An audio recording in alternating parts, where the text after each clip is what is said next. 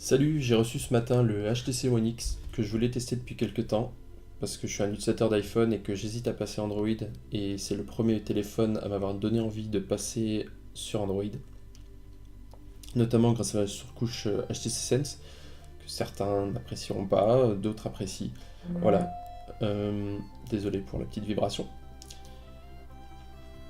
Au niveau de l'ergonomie du téléphone, vous avez ici la prise. Pardon, je focus. La prise micro USB, c'est ça. La prise jack avec le petit micro et l'emplacement pour la SIM avec le bouton power. Le bouton de volume à double pression. Donc c'est un seul bouton mais avec deux pressions chaque côté. Voilà. Ici le micro, simple. À l'arrière vous retrouvez l'enceinte Beats Audio qui n'est pas spécialement performante, hein. J'ai essayé un petit peu. Ici il y a des petits points, je sais pas si c'est pour décorer, j'ai pas trouvé, j'ai pas encore regardé si c'était en fait utile, mais j'ai pas l'impression, je pense que c'est juste pour de la déco. Vous voyez qu'il est déjà un peu usé au niveau de la coque arrière. Il l'avait prêté à quelqu'un d'autre avant de me le prêter à moi, HTC, et je pense que soit il l'a maltraité, soit la coque est vraiment fragile. Je pense que c'est plutôt de la maltraitance là, parce que c'est vraiment l'usure de frottement. Donc c'est un téléphone à prendre avec coque, je pense. Et ici, l'appareil photo avec une focale de 28 mm, pardon, et la LED.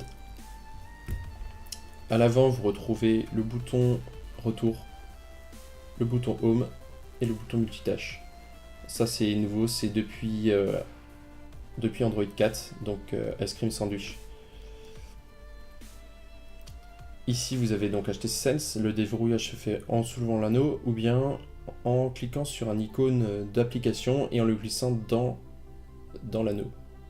Ça vous permet de directement accéder à l'application sans pour autant avoir besoin de déverrouiller puis ensuite d'aller dans l'application. L'écran est relativement beau, la définition est assez grande. Presque aussi grande que l'iPhone 4S. Vraiment au pixel par pouce je parle. Voilà, donc vous pouvez un peu comparer. C'est vraiment de la bonne définition. Bien sûr, l'écran est beaucoup plus grand que l'iPhone.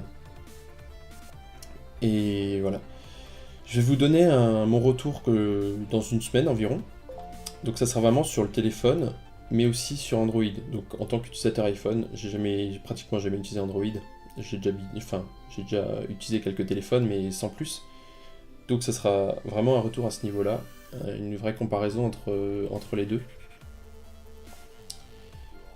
Et donc voilà, si vous êtes intéressé par ce mobile ou si vous hésitez à passer sur Android depuis un iPhone, n'hésitez pas à regarder la deuxième vidéo qui va venir. Petite chose sur le téléphone, il présente pas mal de widgets. Il y a 27 pages par défaut. Je suis monté à 32 en installant quelques applications, mais par défaut il y a déjà beaucoup de widgets. Des horloges, des radios, des agendas, vraiment, il y a vraiment beaucoup de choses. Hop là, je suis pas encore familier. Mais ça va venir, je suis sûr. Voilà. Désolé pour la coupure, on a chez moi, petit problème d'enregistrement.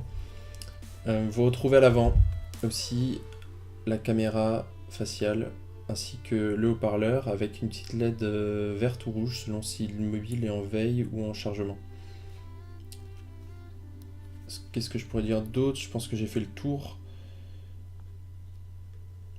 Au niveau de l'interface, c'est assez fluide. Donc il y a un Tegra 3 dedans, donc c'est 4 cœurs.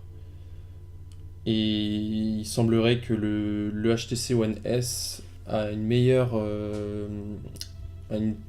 fluidité malgré qu'il ait un processeur de double cœur. Mais je pense pas que ça pose vraiment problème.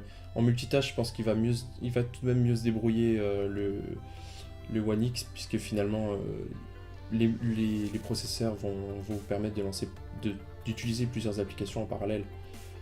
Donc à mon avis, pas de soucis de ce côté-là. Et puis même si le double cœur est peut-être relativement un peu plus performant au niveau de l'interface, c'est quand même tout de même fluide, donc c'est pas un souci.